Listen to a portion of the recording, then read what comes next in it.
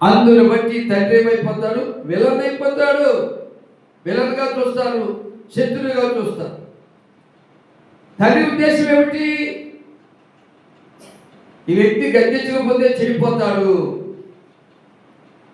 ఈ వ్యక్తికి హెచ్చరిక చేయకపోతే పాడైపోతాడు, ఈ వ్యక్తికి బుద్ధి చెప్పకపోతే నష్టపోతాడు. నేను విలనైనా పర్వాలేదు కానీ నా పిల్లలు చెడిపోకూడదనే బాధ్యత కలిగిన తండ్రి గద్దిస్తాడు. నాకెందుకని వదిలేస్తే ఏమైపోతారు? పిల్లలు చెడిపోతారు.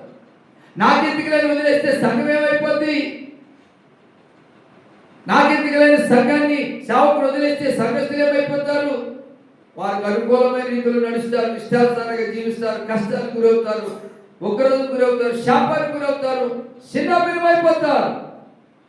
అలా చిన్నభిన్నం కాకూడదని సంఘం పైన మనసు కలిగిన సేవకుడు సంఘస్థులకు విలన అయినా పర్వాలేదు, శత్రువు అయినా పర్వాలేదు కానీ సంఘస్థులు చెడిపోకూడదని, సంఘస్థులు పాడైపోకూడదని, సంఘస్థులు నష్టపోకూడదని సేవకుడు లేక ఇంటిలో తండ్రి ప్రతి విషయంలో కోపగించుకుంటూ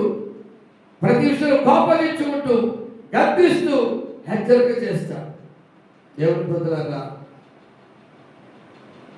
జీవగలిగిన దేవుడు చెప్తారు మాకేమిటంటే, ఖండించుము, గద్దించుము, బుద్ధి చెప్పుము. సమయమందు అసమయమందు నువ్వు ఖండించు, గద్దించు, బుద్ధి చెప్పు. ఎందుకంటే జనులు దురదశములు గలవారై తమ స్వకీయ దురాశలకు లోబడి, దేనికి లోబడంట?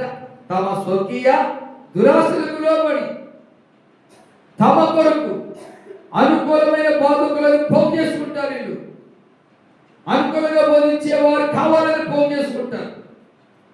వాళ్ళు చెడిపోతారు అలా చేస్తే, నష్టపోతారు అలా చేస్తే, నరకానికి వెళ్తారు అలా చేస్తే. కాబట్టి సేవకుడా నువ్వేం చేయాలి? గద్దించు, ఖండించు, బుద్ధి చెప్పు. మనసు మార్చుకుంటారు, ప్రవర్తన మార్చుకుంటారు. వారు ఆత్మీయతలోకి వస్తారు, విశ్వాసంలోకి వస్తారు, రక్షణలోకి వస్తారు. కాబట్టి వారు నష్టపోరు.